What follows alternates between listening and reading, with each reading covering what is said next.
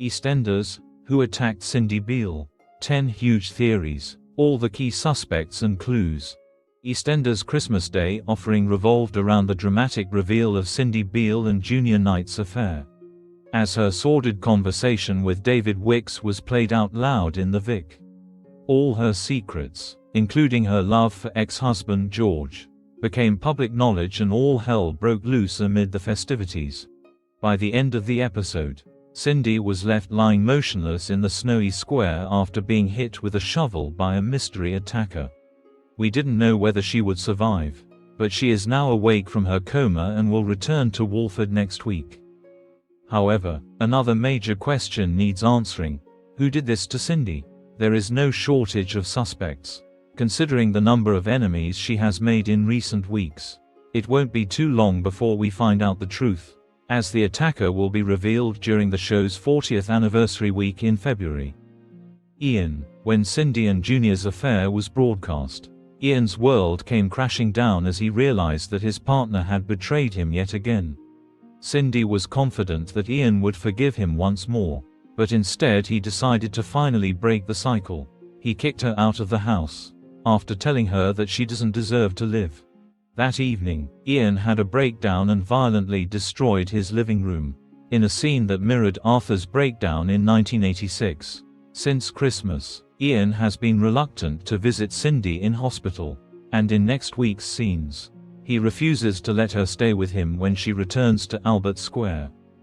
But it seems that there may be hope for the iconic, dysfunctional couple. Last month, actor Adam Whodunit told Digital Spy and other press, "It's one of those love stories that is hopefully going to keep going. Hopefully there's a resolution to it and they find their way through."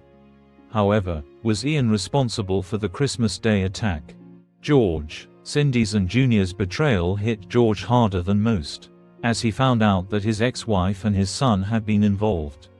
He was immediately suspicious, as viewers found out that the shirt he was wearing that day ended up splattered with blood. Plus, he asked Kojo to give him an alibi if needed. In this week's episodes, the Knights discovered George's shirt and were concerned that he attacked Cindy. But he explained that he in fact took part in an illegal fight that evening to release his anger, and the blood was of his opponent. His family believed his account of the night, but is George telling the truth? Elaine. Cindy has interfered with Elaine and George's relationship since she first returned to Walford. Elaine was the first to discover the USB stick with the recording of Cindy and David's chat, and she used this to try and force her rival out of Albert Square. This didn't work, so perhaps she resorted to more desperate measures. In the hospital after Cindy was attacked, Elaine was suspiciously quick to conclude that a mugger must have been responsible. Then after confronting George about his bloodied shirt, she asked her husband if, hypothetically speaking, he would dispose of incriminating evidence against her. How far would Elaine go to protect her relationship with George? Gina. Gina was devastated to find out about her mum and half-brother's affair, and even more so when Cindy called her and Anna pathetic in her angry outburst in the Vic. It seems that she is hiding something, as in the montage of suspects in the Christmas Day episode.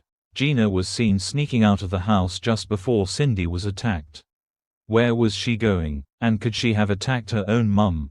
Lauren. In a throwback to the Stacy and Max reveal of 2007, Lauren was responsible for Cindy and David's chat being played in the Vic, as revenge for Cindy turning her family against her.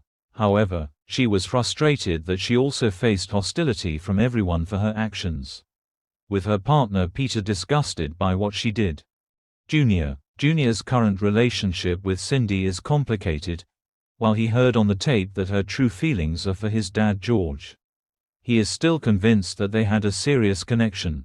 After Cindy's attack, Denise spotted him watching events unfold on the square as police investigated the scene and thought it suspicious. He then secretly visited her in hospital and apologized to Cindy at her bedside. Is Junior saying sorry for the attack or something else? Peter. Though Cindy is his mum, Peter has more motive than most for attacking her. Her actions have affected his dad, his partner and his siblings, and she could have harmed his unborn child by blackmailing Lauren with drugs. Someone else. EastEnders have confirmed 9 official suspects in Cindy's whodunit mystery. But there is always a chance that someone else could end up being responsible. Another popular theory is Kojo, who Cindy previously threatened when he found out about her and Junior's affair. Plus, there are countless outlandish suggestions about past characters staging a dramedy.